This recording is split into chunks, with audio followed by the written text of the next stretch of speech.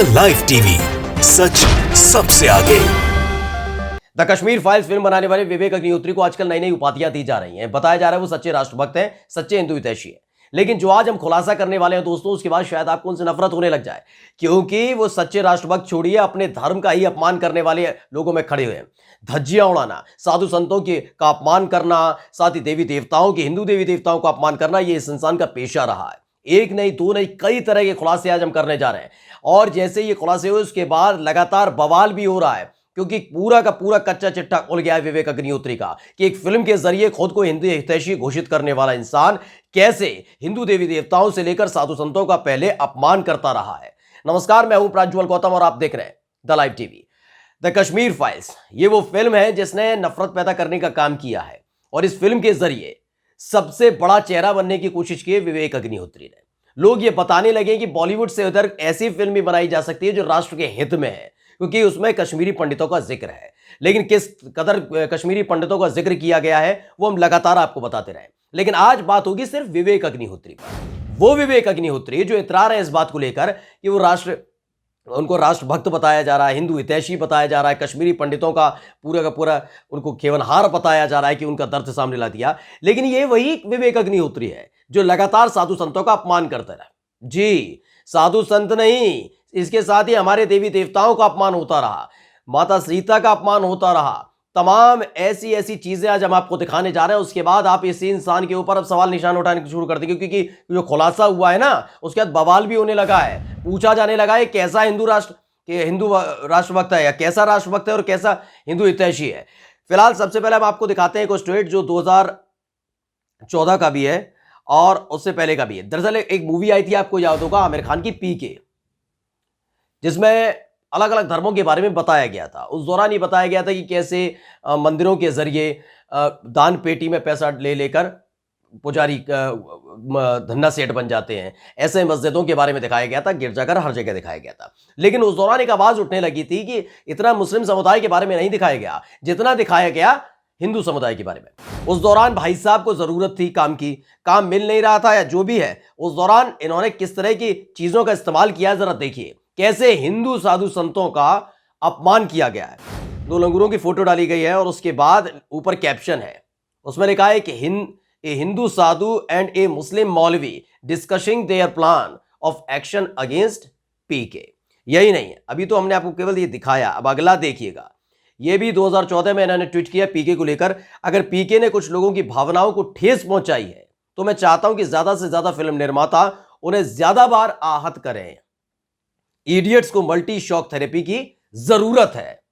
यह इंसान इस तरह की शब्दावली का इस्तेमाल करता है, लोगों से खेलता है। अब आप कहेंगे साधु संतों के साथ साथ मौलवियों के लिए भी कहा, जी इसका किसी धर्म से लेना देना नहीं है, इसे किसी राष्ट्र से लेना देना नहीं, इसे पैसों से लेना देना है।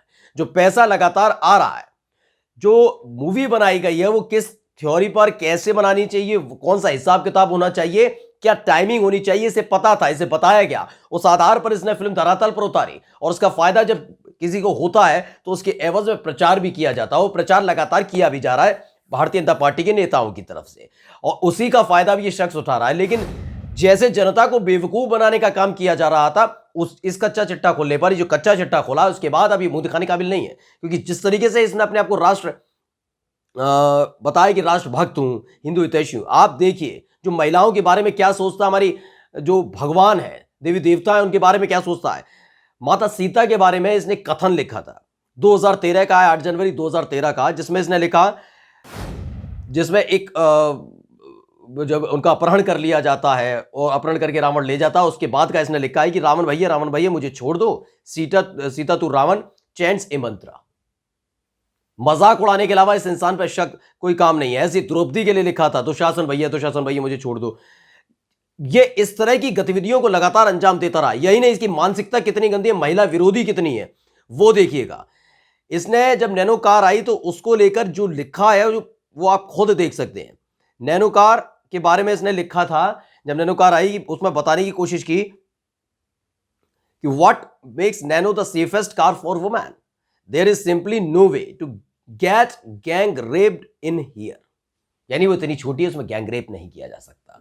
सोचिए इसकी कितनी बजबजाती हुई सोच और गंदी मानसिकता का शख्स है, और लगातार ऐसे कई ट्वीट, कई ऐसी चीजें हैं इसकी जो निकलकर सामने आ चुकी है कि कैसे इस साधु संतों के बारे में गंदी और अनर्गल बातें बोलता रहा, उन्हें अपमानित करता रहा, उनके बारे में सिर्फ अपनी बजबजाती सोच और गंदी सोच का परिचय देता रहा। ऐसी माता सीता से लेकर द्रौपदी, हमारे जो तमाम साधु देवी देवता हैं, उनके बारे में गंदा बोलता रहा है। लेकिन आज इसे जरूरत पड़ी थी, आज जरूरत पड़ी कि इसे मालूम था सरकार किसकी चल रही है, कैसी फिल्म बननी चाहिए, आधे अधूरे अधकचरे टाइप की एक मूवी बनाकर खड़ी कर दी और उस मूवी के माध्यम से लोगों को बरगलाने का काम किया जा रहा है। पहले भी इसका यही धंधा था, इसका धंधा आज भी यही बना हुआ है। अगर ऐसा नहीं है तो बताए विवेक अग्निहोत्री सामने आकर कि जो ये ट्वीट किए हैं ये उन्होंने किए हैं नहीं किए 2013 के, क्योंकि जुबैर जो है उन्होंने ये पूरा रिसर्च करते हैं, उन्होंने ट्वीट निकाले थे, उन्होंने ट्वीट निकालकर बताया, दिखाया कि कैसे 2014, 2013, 2010 यानी 2014 तक मानसिकता इस शख्स की कैसी रही है।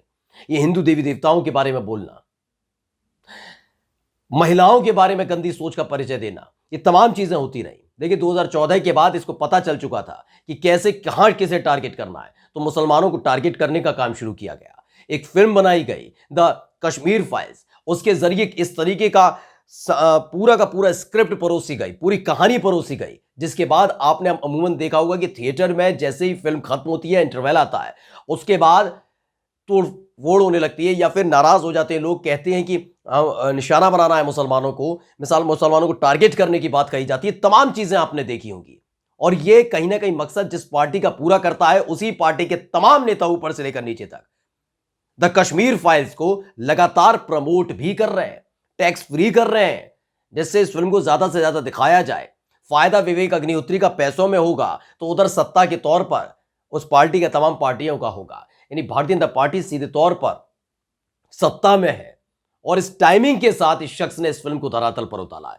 लेकिन जैसे ही इसका कच्चा चिट्ठा सामने आया है, उसके बाद अब बवाल होने लगा है। बवाल इस बात को लेकर जो अपने आप को खुद को हिंदू हितैषी बता रहा था, वो कितना हिंदू हितैषी है समझा जा सकता है। जो हमारे साधु संतों का अपमान करता है, उन्हें जलील करने का काम करता है, नीचा दिखाने करता है, अपमानित करने का काम करता है, हमारे देवी देवताओं के बारे में गंदा लिखता है, बोलता है, और वो शख्स अचानक से एक फिल्म बनाता है और सबका चहेता हो जाता है। लेकिन जैसा ही इसका पुराना वाला रूप सबके सामने आया है, सब अब सवाल पूछने लगे कैसा है, ये क्या है, क्योंकि दरअसल इनको फिल्म बनाने के लिए ये एक फिल्म मेकर है, ये अदाकारा है, या जो अपना अभिनेता होता है ना, अभिनेता, ये फिल्म लाइन से जितने जुड़े लोग होते हैं, इन्हें कोई फर्क नहीं पड़ता, इन्हें इससे फर्क पड़ता है और फर्क पड़ा भी। इससे फर्क पड़ा विवेक अग्निहोत्री जो 2014 में इतना गंदा बातें लिखा करता था इंसान, वो 2022 आते आते एक फिल्म बनाता है जिसको मालूम है कि हाथों हाथ बिक जाएगी, बस मुसलमानों के खिलाफ जहर उगलिए, नफरत फैलाई, और वही काम इस इंसान ने किया भी है। नमस्कार। द लाइव टीवी, सच सबसे आगे।